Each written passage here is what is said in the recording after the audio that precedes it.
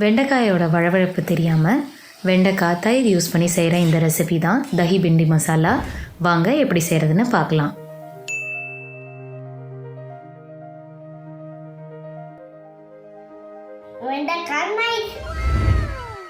சமைக்க ஆரம்பிக்கலாமா?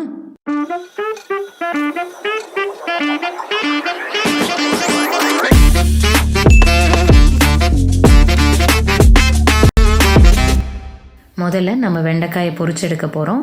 ஸோ ஒரு கடாயில் தேவையான அளவு எண்ணெய் சேர்த்துக்கோங்க. எண்ணெய் சூடானதும் வெண்டைக்காய் சேர்க்கலாம். இந்த மசாலாவுக்கு வெண்டைக்காயை இந்த மாதிரி நறுக்கி சேர்த்தா நல்லாயிருக்கும். தேவையான அளவு வெண்டைக்காய் சேர்த்து பொரிச்செடுத்துக்கலாம். நான் இங்கே 250 கிராம் வெண்டைக்காய் எடுத்து இந்த மாதிரி நறுக்கி பொரிச்செடுத்துருக்கேன்.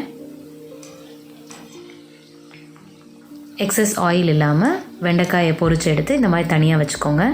ஒரு கடாயில் ஒரு கரண்டி அளவுக்கு எண்ணெய், கூடவே 1 டேபிள் ஸ்பூன் ஜீரகம் சேர்த்து ஜீரகம் நல்லா பொரிஞ்சு வந்ததுக்கப்புறம் நான் இங்கே 2 பெரிய வெங்காயம் பொடியாக நறுக்கினது சேர்த்துருக்கேன். இந்த மாதிரி வெங்காயம் நல்லா வதங்கி வந்ததுக்கப்புறமா ஒரு பெரிய தக்காளி பழம் இந்த மாதிரி பொடி பொடியாக நறுக்கி சேர்த்துக்கலாம். இந்த மசாலாவுக்கு தேவையான அளவு உப்பு சேர்த்து கூடவே 1/2 டேபிள் ஸ்பூன் மஞ்சள் பொடி சேர்த்து 1 டீஸ்பூன் காரப்பொடி, 1 டீஸ்பூன் தனியாத்தூள், 1 டீஸ்பூன் ஜீரகத்தூள் இதெல்லாம் சேர்த்து ஒன்றா வதக்கி எடுத்துக்கலாம்.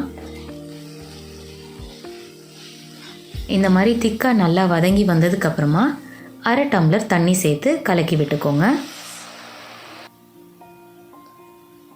5 நிமிஷம் நல்லா கொதி வர அளவுக்கு வதங்கி வரட்டும்.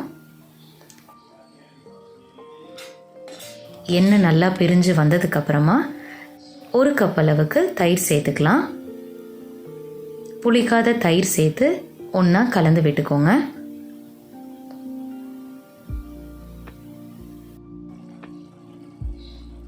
நல்லா கொதி வந்ததுக்கப்புறம் நம்ம ஆல்ரெடி பொரிச்சு எடுத்து வச்சுருக்க வெண்டைக்காய் சேர்த்துக்கலாம். இந்த ஸ்டேஜில் உங்கள் மசாலா இன்னும் கொஞ்சம் வாட்டரியாக இருக்கணும்னு நினச்சிங்கன்னா தேவையான அளவு தண்ணி சேர்த்து வதக்கிக்கோங்க. 1 டேபிள் ஸ்பூன் கரம் மசாலா சேர்த்து கலந்து விட்டுக்கலாம்.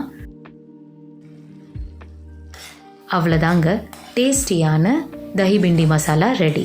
இது சப்பாத்தி, ரைஸ்னு எல்லாத்துக்கும் சூப்பரான சைட் டிஷ். சமையல் ரெடி. ட்ரை பண்ணி பார்த்துட்டு உங்கள் ஃபீட்பேக்கை கமெண்ட்ஸில் ஷேர் பண்ணுங்கள்.